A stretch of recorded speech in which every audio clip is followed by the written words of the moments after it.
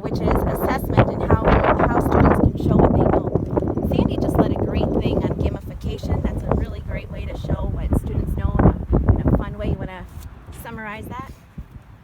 In 30 seconds or less. Go.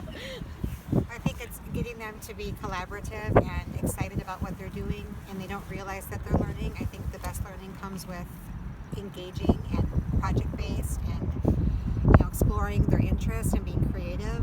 All the while, we know that we're putting into their projects and explorations content. That I know what they're learning, but they maybe don't always have to know everything that's involved in it because it turns them off. So that's what I felt about gamification has been really working. And as far as testing itself, I don't do a lot of tests per se. And they'll ask, I don't need to have them take a multiple choice test or take out whatever test. I can assess them based on what they're doing and how they're performing. And I just need to be that person walking around, watching them, observing them, and forming my opinion. Have they met the standard? But also the kids need to know it there, so they know what they're doing. Right, you can't try to do something if you don't know what you're trying to do. So that's pretty good. I like using project-based learning as well for the kids to show what they know. What about your projects?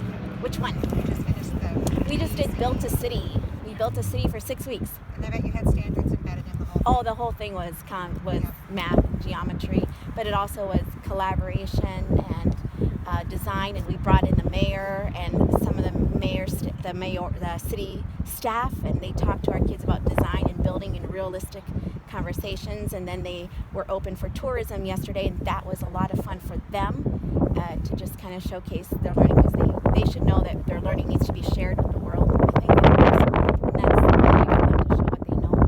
Did you play the song, I hope? Yes, we did play that song. We did. There was self-assessment. There was a rubric that went with it, and one element of the rubric page was all about your progress of yourself through the things through self-determination and grit and self-endurance, and when did you want to give up and what kept you going, what worked for you and what did not work for you, what suggestion would you have for me to do next time. And someone said, let's include Texas. I'm like, Texas. Okay, all over Texas.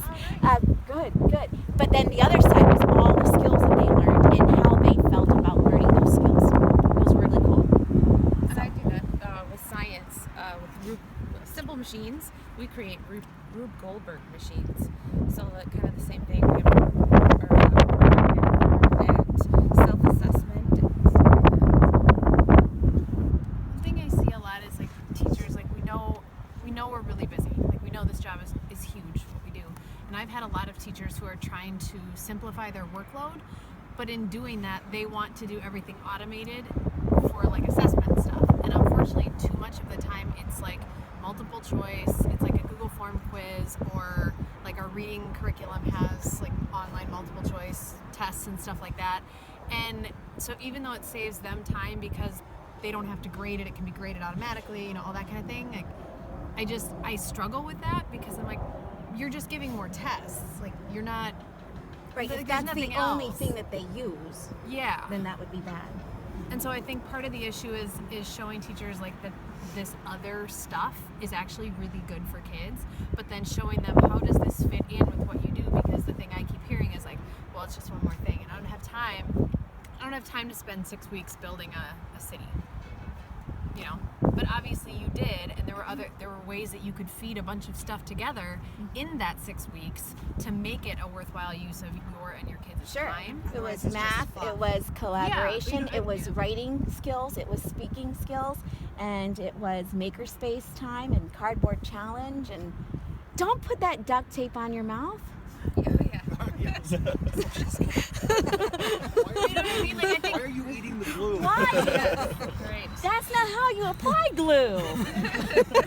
But I see that though, kindergarten. You're too busy with all the other She was too busy with glitter. Yeah. No glitter. But I see that though, teachers talk about wanting to do projects, but the only time they do projects are in May once testing is over. Right. So it's they want to do these projects because they want kids to be creative, but then there's nothing academic tied to it, so then it does just become fluff. They say, now I have time to do projects. Exactly. too. That's what All I've the been way hearing like the last 3 weeks. Brett, were you just championing or were you trying to talk? I'm good. I'm good over here. Chance. All right, let's see.